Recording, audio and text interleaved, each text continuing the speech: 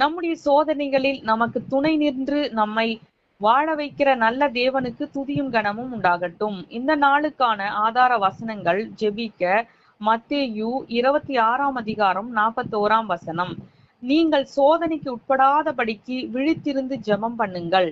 துதிக்க 2 பேதுரு 2 கர்த்தர் தேவ பக்தி உள்ளவர்களை சோதனை நின்று ரட்சிக்கவும் அக்கிரமக்காரரை ஆக்கினைக்குள்ளானவர்களாக நியாய தீர்ப்பு நாளுக்கு வைக்கவும் அறிந்திருக்கிறார்.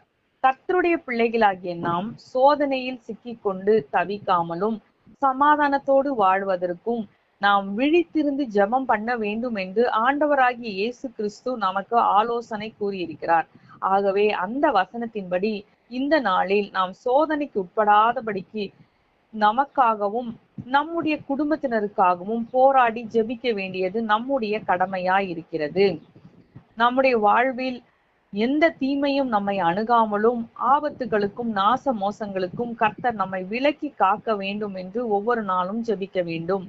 மேலும் குடும்ப உறவுகளுக்குள் எந்த சிக்கலையும் சமாதான குறைச்சலையும் சாத்தான் கொண்டு வராதபடிக்கு கர்த்தர் நம்மை அன்பிலும் ஐக்கியத்திலும் ஒருமனத்திலும் நிலைநிறுத்த வேண்டும் என்றும் அதற்காகவும் நாம் காத்திருந்து ஜெபிக்க வேண்டும்.